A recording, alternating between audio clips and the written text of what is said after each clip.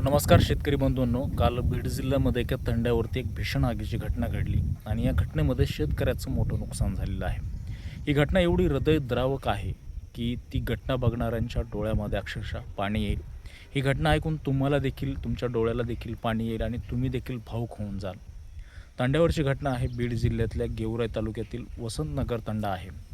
या तांड्यावरती शेतकऱ्यानं जनावरांसाठी चारा साठवून ठेवलेल्या ज्या कडब्याच्या गंजी होत्या, त्या गंजीला देखील भीषण आग लागली आणि पूर्ण कडबा जळून खाक झाला. एवढंच नाही तर त्या तंड्यावरती या आगीनं पूर्णपणे बाजून व्यापलं होतं आणि गावामध्ये जी गुरंढोरं जनावर बांधलेली होती, जशी की शेळ्या, मेंढ्या, कोंबड्या, जनावरे, गाई, म्हशी, ही जी जनावरे होती, ही जनावरे पूर्णपणे जळून खाक झालेली आहे. अशी अतिशय भीषण अशी घटना घडलेली आहे, दुःखद घटना घडलेली आहे. या घटनेतून शेतकऱ्याला सावरण्यासाठी खूप मोठा धीर देणं गरजेचं आहे. अशी भयानक घटना ही घडलेली आहे.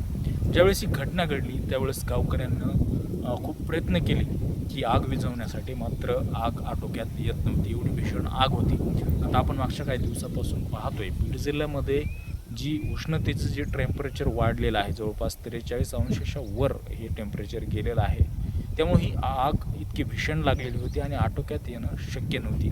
तरीही गावकऱ्यांनी मोठे प्रयत्न केले, मात्र त्यामध्ये शेळ्या, मेंढ्या, गुरं, ढोरं, जनावरं, गाईची वासरं आणि घोडी असं शेतकऱ्याचं पशुधन जळून खाक झालं. शेतकऱ्याचा चारा जळून खाक झाला. त्यामुळे शेतकऱ्याचं अतोनात नुकसान झालेलं आहे.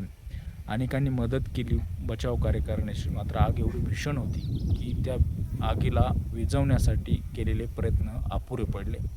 मिळालेल्या माहितीनुसार त्या ठिकाणं 20 तारा गेलेल्या आहेत आणि त्याचं घर्षण होऊन आग लागल्याचं बोललं जातं आहे. मात्र अशी ज्यावेळेस घटना घडते, शेतकऱ्याचं ज्यावेळेस नुकसान होतं, ज्या पशुधनावर शेतकरी अवलंबून असतो, एक जगण्याचं उत्पन्नाचं साधन पशुधन असतं शेतकऱ्याचं, ज्यावेळेस ते नुकसान होतं त्यावेळेस शेतकरी पूर्णपणे खचून जातो.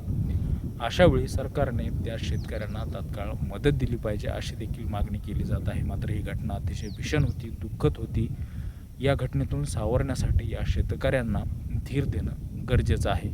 यापुढे अशा घटना घडणार नाहीत, त्यामुळे शेतकऱ्यांनी देखील काही प्रमाणामध्ये सावध राहिलं पाहिजे. आपण आपल्या पद्धतीनं आपल्या गोष्टी शेप ठेवल्या पाहिजे. गुरेढोरं असतील, जनावरे असतील. मात्र अशा घटना घडल्यानंतरसुद्धा सरकारने या शेतकऱ्यांना तात्काळ मदत दिली पाहिजे.